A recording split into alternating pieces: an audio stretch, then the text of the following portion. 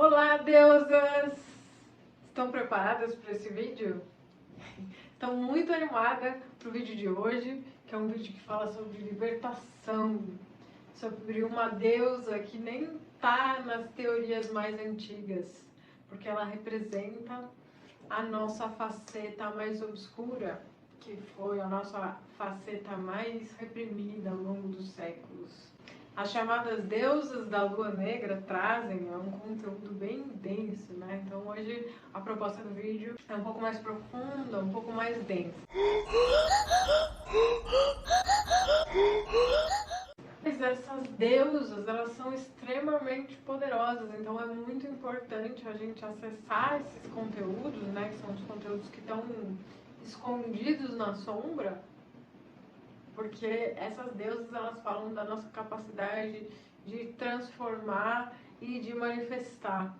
Elas falam dessa capacidade de acessar o nosso desejo, sabe? De uma maneira livre. Quando eu falo do estudo dos arquétipos, eu falo de uma investigação pela totalidade do feminino. Então, quanto mais informação eu consigo trazer sobre esse feminino para alcançar essa libertação, né, e poder acessar toda essa potência, mais feliz eu fico de poder compartilhar tudo isso com vocês. E foi também por essa paixão que eu decidi trazer um pouco sobre as deusas da Lua Negra, porque eu acho que é uma faceta essencial de todas nós, né, que todas nós temos o direito de acessar. Os meus estudos com as deusas, né, quanto mais eu entro em profundidade, quanto mais eu estudo, mais eu descubro facetas, partes ocultadas de cada uma dessas deusas. Mas Hecate e as deusas da Lua Negra, elas foram ocultadas por inteiro, né? Assim, muito pouco se falou e se sabe sobre essas deusas. Eu acredito que o poder de Hecate, das deusas da Lua Negra, ele precisa ser restituído por nós, né? A gente precisa fazer contato com essa nossa faceta do feminino. Essas deusas são chamadas de deusas da noite ou deusas da Lua Negra, porque elas fazem referência ao feminino mais ancestral cultuado, que é a lua, né? Então, elas falam sobre esse mistério, sobre o que está na sombra. E quando eu comecei a estudar essas deusas da Lua Negra, o primeiro sentimento que eu tive foi de muita raiva, assim, de muita revolta, porque eu sempre soube que houve, né? E que existe a violência contra a mulher. Mas esse estudo, ele traz uma dimensão e a força dessa opressão de diversas formas, né, ao longo da história, especialmente por esse aspecto mais obscuro do feminino, né? Então, a questão da magia, né, e o poder de manifestar, o poder de criar de uma forma mais subjetiva, isso é muito do feminino e é um motivo pelo qual muitas mulheres foram queimadas, né, na época da Inquisição, por exemplo. Então, foram milhões de mulheres que foram queimadas na fogueira na época medieval, porque contradiziam os valores e dogmas cristãos da época, né? E essa violência pode parecer pra gente uma coisa distante, mas na verdade ela foi se reeditando ao longo da história, né? Quanto mais a gente estuda esse aspecto do feminino, mais a gente vai vendo o quanto ele ainda está oculto e as tentativas que existem dele aparecer seguem sendo oprimidas e reprimidas, inclusive e principalmente por nós mesmas, né? Por medo de poder acessar toda essa potência. Eu escrevi um guia das deusas da Lua Negra e lá eu falo um pouco sobre essa história ancestral, né, e como que essa violência foi sendo reeditada. Eu acho que esse é um primeiro momento do contato com as deusas negras, né, é você entrar em contato com esses desconfortos, com esses sentimentos que vão surgindo, né, de raiva, de angústia, de tudo aquilo que está na sombra, né, você deixar aquilo emergir também é uma potência, né, do nosso lado mais mais transformador, mais do nosso lado mais Hecate, né? Que é você pegar tudo aquilo e ter a capacidade de sentir tudo aquilo, que é extremamente feminino, né? Eu já falei isso em vários vídeos, né? O feminino fala muito sobre a capacidade de sentir toda aquela potência e usar aquilo, né? Usar aquilo a seu favor. Então, o primeiro momento é realmente você se dar conta daquilo que foi oprimido socialmente, ao longo dos séculos, né? E dentro de você que ainda está oprimido.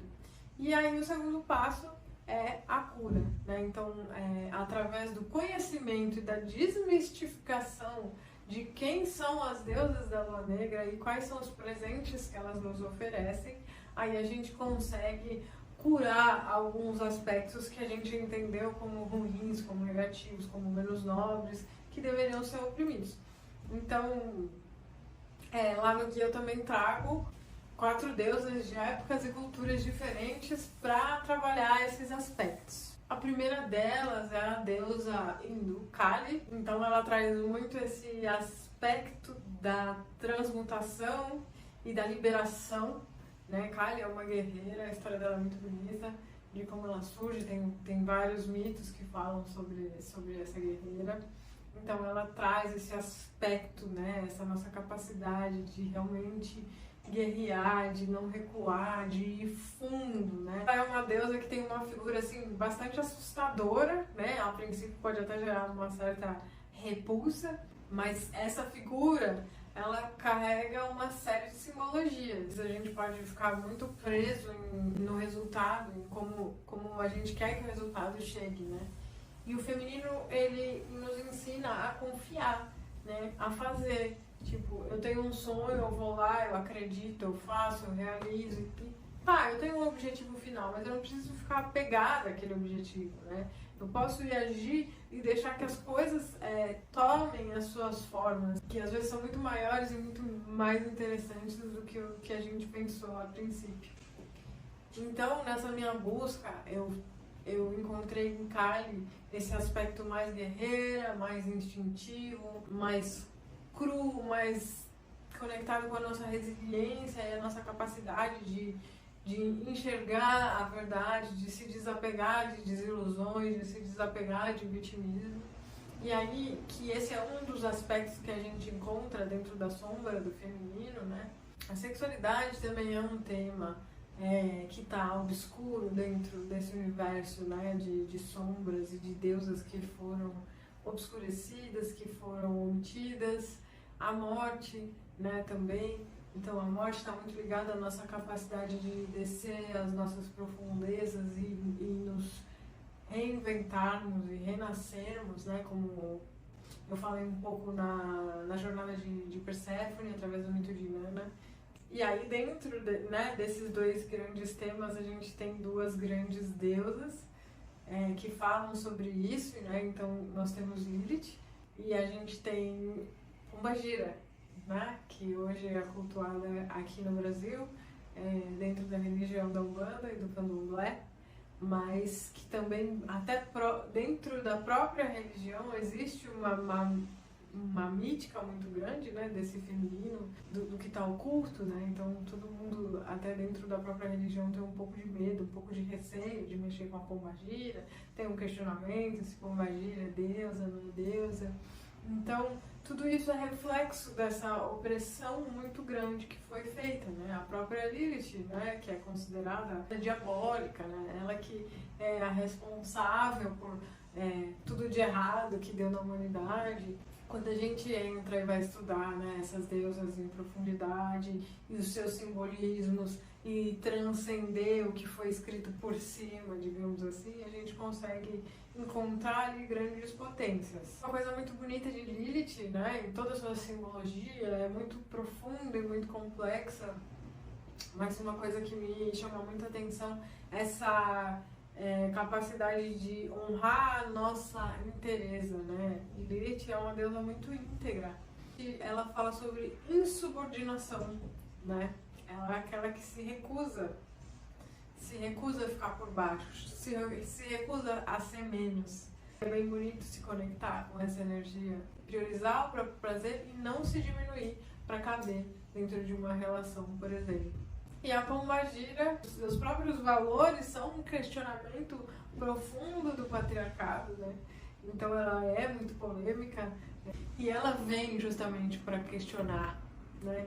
Questionar, subverter a ordem, questionar tudo e todos. E ela carrega dentro da identidade dela, ela traz questionamentos sobre a liberdade, sobre a sexualidade, sobre a imoralidade, sobre racismo, sobre intolerância, sobre o patriarcado. Então ela traz o questionamento desses temas polêmicos que tem ainda muita coisa para ser iluminada. Eu te convido a fazer essa reflexão, né? De olhar verdadeiramente para o teu corpo e observar quais são as dores que você carrega, quais são as vergonhas, quais são os traumas que você carrega, né?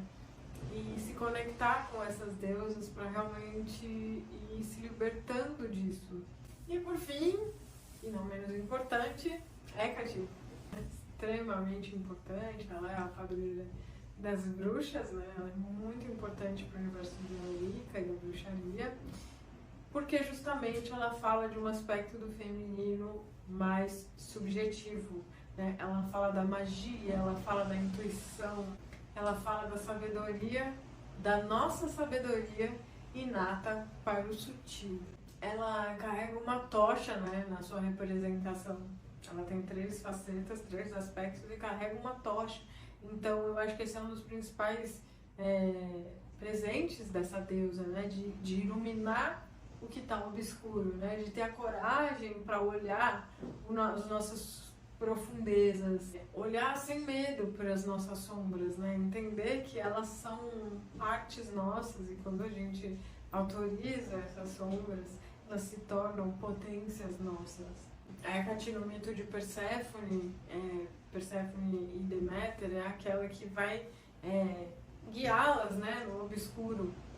Então, a Perséfone, quando ela precisa amadurecer, quando ela precisa fazer aquela cruzada, né, e se tornar mais madura e apropriada também das suas potências que estão mais obscuras, ela é guiada por Hecate, né? Então Hecate ajuda a olhar para todos esses conteúdos e principalmente a nossa capacidade de curar e transformar também é um grande presente dessas deusas da lua negra, né? Essa coragem, essa força, esse feminino instintivo, forte, primal, intuitivo, subjetivo, enfim, é tudo isso. É um universo muito grande, daria para falar muito mais, é um assunto que é muito interessante. Então, se você quiser saber mais e se aprofundar no assunto das deusas da lua negra, eu recomendo o meu guia Hecate, as deusas da lua negra. Vou deixar o link aqui disponível. E é isso, deuses. Espero que vocês tenham gostado desse vídeo. Até mais.